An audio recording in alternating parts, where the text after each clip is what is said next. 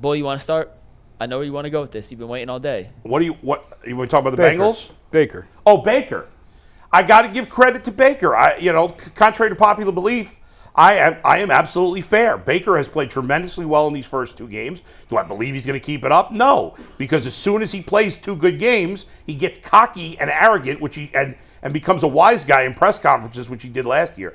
But he did yesterday too. I meant to say yesterday, not last year. Yeah. But he's played tremendously well in these first 2 games. Now, you played a team in the Bears who's not very good, but last week they beat a decent team in Minnesota, or at least a team I think is going to be decent in Minnesota. But Baker made some big plays, and you thought Mike Evans and Chris Godwin were going to lose their fantasy value. So far, they have not, because Mike Evans had a monster game yesterday, like 5 for 160. The Bucs ended up getting a pick 6 to seal the deal when it got cut to 3. But I got nothing bad to say about Baker, except I think it will go down the tubes this week when they play Philadelphia. I think he's going to come back to reality, but all credit due. Through 2 games, Baker's played just about as well as any quarterback in the league so far this year. He deserves credit for that. All that's fair. Yeah, what was the quote? It was his favorite number 13. Yeah. Again, 2 good Why? games. Why? And he's shaking his rolling pin at anyone who will. What is the point of saying what he said? If he leads his team to the playoffs, then talk a little. What did he say? Stuff. He said Mike Evans is the best number 13 he's ever played with. Which is true, but and it's obviously Odell. It's a shot at Odell. Okay. It's just unnecessary. Why would you say it? Because that's him. I know he can't help himself. But here's the pattern for Baker. He shaved 3 times in one day. He's overlooked, then he overperforms. Then he's overlooked, then it's a cycle. If you look at his career, guys, he has done something that's very hard to do in that he's won 4 football games. Hey guys, hold on. Teams this is very important. No, this is very important. Yeah, y'all got trolled. That's a fake account. That's not a real quote. What? Oh, it is? That's a fake quote. Not real. Okay, good. I'm glad to hear that. What's fake? Not real. That quote. He did not say that. We both took the bait. Y'all got trolled. 13 quote is I saw it yesterday. It is fake. That is not real. Somebody put it on our group chat. I'm glad to hear it. Tyvis did. Who did it? Bad job out of you. Tyvis. Bad job. First of all, Tyvis tweets some of the or sends our group chat. Yeah. Some of the most random stuff I've ever seen. From non-credible people. Is that man ever not on Twitter? Got you. Yeah. Got you. No, you know what? I don't. Here's the thing. I don't consider that getting got. Here's why. It was from one of our guys. Yeah. We got by Tyvis. Tyvis got. It was friendly fire. Did Baker? So now we have to vet everything Tyvis sends us. Did Baker say anything dopey after the game? No. You know what? I didn't for him. see anything, and it was weird. Now I will admit, I don't see a lot of post-game news conferences until midday Monday. Yeah. I'll do a lot of scouring for that between shows.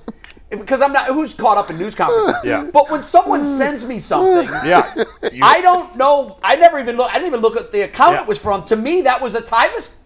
Tyvis sends trade rumors from like the most random places.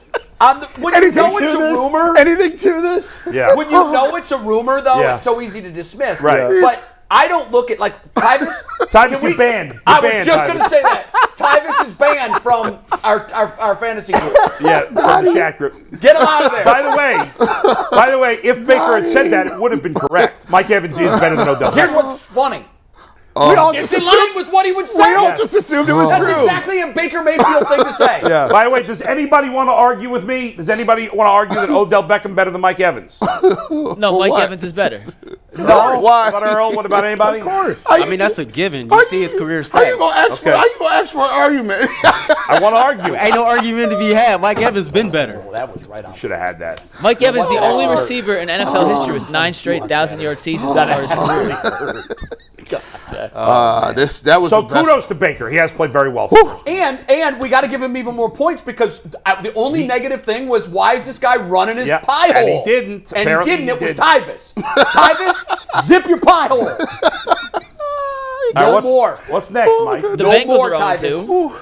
How does that feel, Bull? I can't breathe. How does what feel? Your I can Bengals barely being hear you 0-2. for some reason. Go ahead. Let me turn you up a little bit. Go ahead. The Bengals are 0-2. It don't feel great. If Burrow were completely healthy, I wouldn't be worried at all. I actually thought he played very well from like late second quarter on. He threw a pick that was a bad pick, But they moved the ball up and down the field from their third possession on, and they fell short because the defense couldn't stop the Ravens on that last drive. Obviously, I don't want the Bengals to be 0-2, but I think they're in some trouble because of Burrow's injury. I don't know. Like if it's going to keep popping up, they're not going to make the playoffs. At the end, after the last touchdown they scored, he was limping off the field. Right, it was a great throw. It was an unbelievable throw. Very few guys in the league can make that throw. He finally looked like himself in the second half. And then he goes and he hits the calf with the Theragun, and I immediately thought, uh-oh, that's still there. Yeah, it's a big problem. It's a big problem. I mean, he's not going to be as good. He rested for 4 weeks. And it's still a problem. Yeah, it's a problem. It's only going to be a problem. And ultimately, for him there's no all year. excuses. As I said for Baker, like you're on the field, you got to be able to perform, and he performed pretty well in the second half, but it was not good enough. Right. And they haven't played very well. Assess what you saw from Lamar Jackson. There was a series there at the end of the game when they needed to move the sticks, and it was a critical third down, and he ran for it. Yeah. And I said, there he is. That's why you pay the guy. He's almost still one of one. I thought Lamar played one of the best. The numbers aren't gaudy, but I thought it was more his run. But I thought it was to run when he decided to do it. I thought it was one of the better games I've seen him play in a while. Disciplined. He made big throws when he had to on third down. Yeah. Second, and I think it's 2nd and 22. Yeah. You think it's at the end of the game. The Bengals, you say, listen, give up 7 yards, man. Yeah.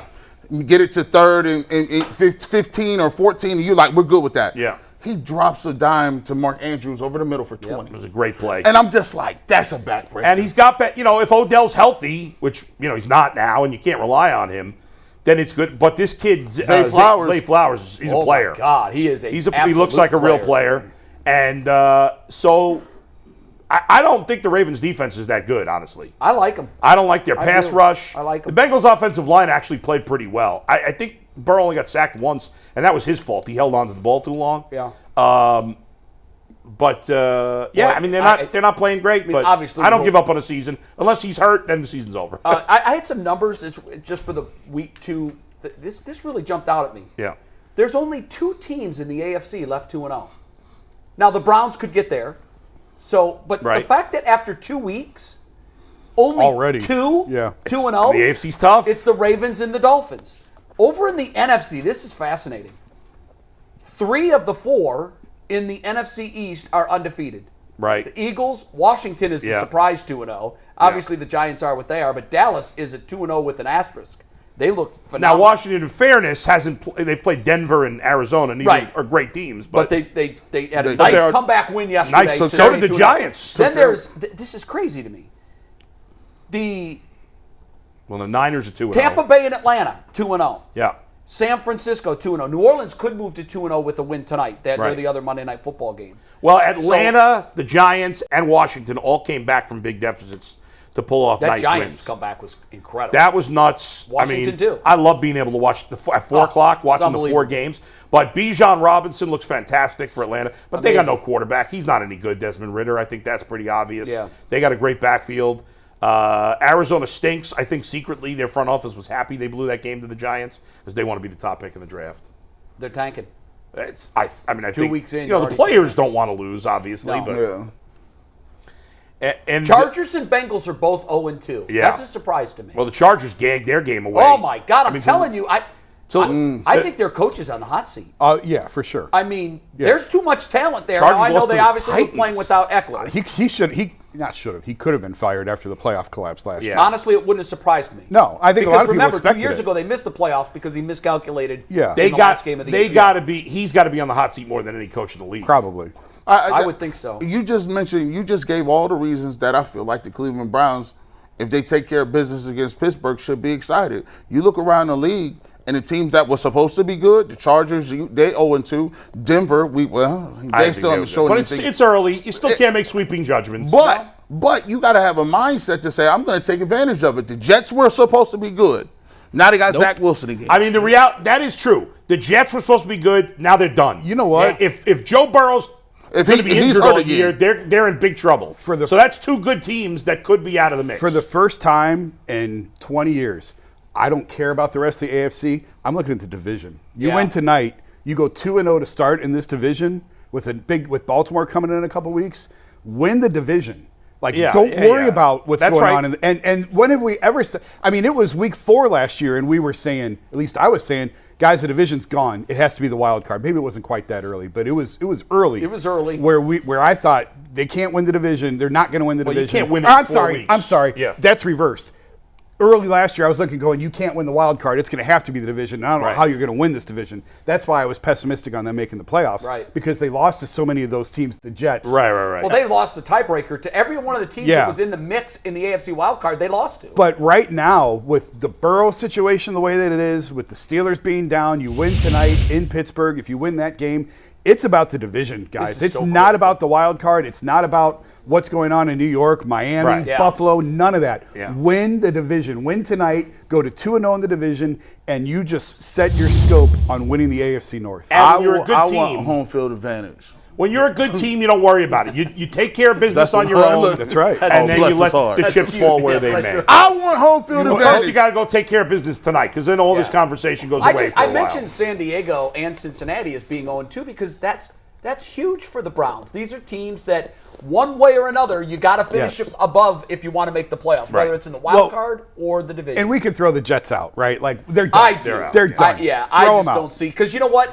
After week 1, I thought, hey, their defense might be able to ride them to 9 or 10. No. But still, their defense last night. There's a reason they went and got Aaron Rodgers, because they had no faith in this kid. They knew he wasn't the answer. And you know it what? doesn't matter what they say now. That's still the what we said fact. earlier. When you know you've got a Cy Young pitcher on the mound, you play one way. That's right. When you know you don't, there's no room for error. And they, to me, played with the Aaron Rodgers hurt But listen, hangover. we can't get hung up on home field and all this. No, it's I'm not. 2 weeks into the season. Win the Dolphins look 11 good. games. We talk about teams that look worse. The Dolphins and Ravens so far look much better than we thought. So, I expected the Dolphins to look great. I did.